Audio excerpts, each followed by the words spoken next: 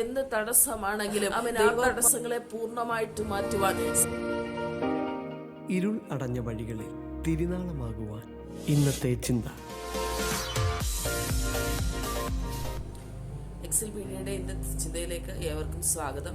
ഇന്നത്തെ ചിന്തയിൽ നാം ചിന്തിക്കുന്ന ഭാഗം സക്കറിയ പ്രവചനമാണല്ലോ. സക്കറിയ പ്രവചനം 4-ാം അധ്യായമാണ് നാം ഇന്നത്തെ ചിന്തയിൽ ചിന്തിക്കുന്നത്. ബാബേൽ പ്രവാസാനന്തര കാലഘട്ടത്തിലെ 2ാമത്തെ പ്രവാചകനായിരുന്നു സക്കറിയാവ്. യഹോവ ഓർക്കുന്നു എന്നാണ് പേരിന്റെ അർത്ഥം. ഹഗ്ഗായിയുടെ സമകാലീനനായിരുന്നെന്ന് നമുക്ക് മനസ്സിലാക്കാനായിട്ട് സാധിക്കുന്നുണ്ട്. സക്കറിയാവ് BC 520 തന്റെ ശുശ്രൂഷ ആരംഭിപ്പാനിടയായിത്തീർന്നു. ദേവാലയ പുനർനിർമ്മാണം മുതൽ ക്രിസ്തുവിന്റെ സഹസ്രാബ്ദ വാഴ്ച വരെയുള്ള കാലഘട്ടത്തിലെ സന്ദേശം സക്കറിയാവിൽ നമുക്ക് കാണുവാനായിട്ട് സാധിക്കുന്നുണ്ട്.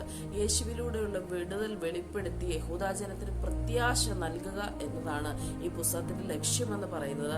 40 വർഷത്തെ ചരിത്രമാണ് ഇതിലുള്ളത്. ഈ 4-ാം അധ്യായത്തിൽ നാം പ്രധാനമായിട്ട് കാണുന്നത് ആലയ പുനർനിർമ്മാണത്തോട് ബന്ധപ്പെട്ട് സക്കറിയാവിനോട് ദൈവം നൽകുന്ന ആലോചനയാണ്. അത് സക്കറിയാവിലൂടെ ദൈവം നൽകുന്ന ആലോചന ഇപ്രകാരമാണ്.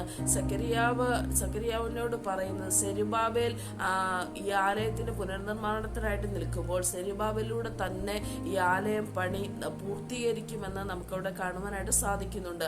ദൈവാത്മാവ് ആലോചന നൽകുന്നത് സെരുബാബേലിലൂടെ തന്നെ ഈ പണി പൂർത്തീകരിക്കും. അത് നമുക്ക് 4-ാം അധ്യായം 10-ാം വാക്യത്തിൽ എങ്ങനെയാ വായിക്കാനായിട്ട് സാധിക്കുന്നത്.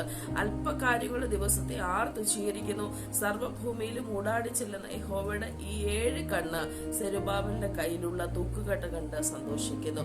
എന്തെന്നാൽ സെരുബാബേലിലൂടെ തന്നെ ഈ പണി പൂർത്തീകരിക്കുന്നതായിട്ട് ദൈവാത്മാവോട് സംസാരിക്കുമ്പോൾ അല്പകാര്യങ്ങളുടെ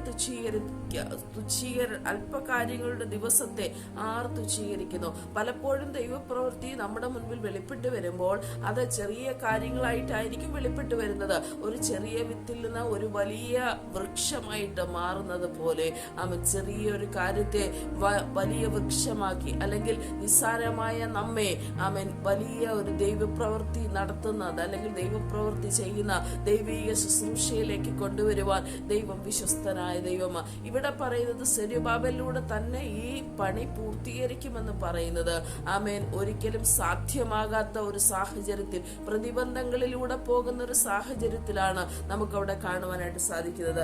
അത് ഇവിടെ വായിക്കുവാനായിട്ട് കഴിയുന്നത് സെരുബാബേലിന്റെ മുമ്പിലുള്ള മഹാപർവ്വതം. എന്താണ് സെരുബാബേലിന്റെ മുമ്പിലുള്ള മഹാപർവ്വതം എന്ന് പറയുന്നത്? സെരുബാബേലിന്റെ മുമ്പിലുള്ള മഹാപർവ്വതം ആലയം പണിക്കെതിരായിട്ട് നിൽക്കുന്ന തടസ്സങ്ങളാണ്. ഈ തടസ്സങ്ങൾ എങ്ങനെ മാറണമെന്നാണ് ദൈവാത്മാവോട് പറയുന്നത്.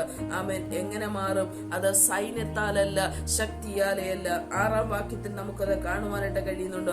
സൈന്യത്താലല്ല, ശക്തിയാലല്ല, എന്റെ ആത്മാവിനാൽ അത്രയെന്ന് സൈന്യങ്ങളെ ഹോവർലി ചെയ്യുന്നു. എന്ത് തടസ്സമാണെങ്കിലും ദൈവാത്മാവിന് കഴിയാത്തതൊന്നുമില്ല. അവൻ ആ തടസ്സങ്ങളെ പൂർണ്ണമായിട്ട് മാറ്റുവാൻ സൈന്യത്താലല്ല, ശക്തിയാലല്ല, അവൻ നമ്മെ വ്യത്യസ്തനാക്കി മാറ്റുവാൻ, നമ്മുടെ ശുശ്രൂഷകളെ വ്യത്യസ്തമാക്കി മാറ്റുവാൻ ദൈവത്തിന് കഴിയും. എങ്ങനെ? സൈന്യത്താലല്ല, ശക്തിയാലല്ല, ദൈവത്തിന്റെ പരിശുദ്ധാത്മാവിനാൽ സമ്പൂർണമായി കഴിയുമെന്ന് പൂർണ്ണമായിട്ട് നമുക്ക് വിശ്വസിക്കാം. സെരുബാബേലിനെ കൊണ്ട് ആലയം പണി പൂർത്തീകരിപ്പാൻ ദൈവം ഇടയാക്കിയെങ്കിൽ അതിന്റെ അവസാനത്തെ വാക്യങ്ങളിൽ നാം ഇങ്ങനെ വായിക്കുന്നു. 14-ാം വാക്യം,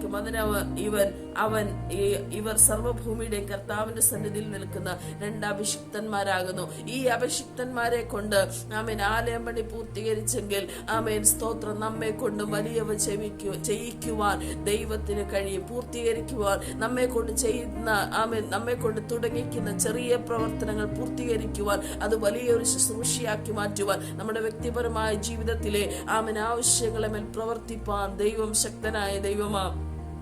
ആമേൻ. അവൻ ചെറിയ കാര്യങ്ങളാണോ അല്ല, ചെറിയ കൃപയാണോ നമുക്കുള്ളത്, ചെറിയ ശുശ്രൂഷയാണോ നമുക്കുള്ളത്, അതിനെ ആമേൻ ദൈവനാമ മഹത്വത്തിനായി ഒരു പൂർത്തീകരണത്തിലേക്ക് കൊണ്ടുപോകാൻ ദൈവത്തിന് കഴിയും. എങ്ങനെ കഴിയും? അവൻ സൈന്യത്താലല്ല, ശക്തിയാലല്ല, ദൈവത്തിന്റെ ആത്മാവിനാൽ തന്നെ. നമ്മെ കൊണ്ട് കഴിയാത്ത കാര്യങ്ങളെ, നമ്മെ കൊണ്ട് അസാധ്യമായ കാര്യങ്ങളെ അവൻ സാധ്യതയിലേക്ക്, വലിയൊരു ശുശ്രൂഷയിലേക്ക്, വലിയൊരു മഹത്വകരമായ അവസ്ഥയിലേക്ക് കൊണ്ടുവരുവാൻ ദൈവത്തിന് കഴിയും. ഈ ദൈവത്തിൽ നമുക്ക് പൂർണ്ണമായി വിശ്വസിക്കാം. ഈ ദൈവത്തെ നമുക്ക് പൂർണ്ണമായി ആശ്രയിക്കാം. അതിനായിട്ട് ദൈവം നമ്മെ സഹായിക്കട്ടെ. God bless you.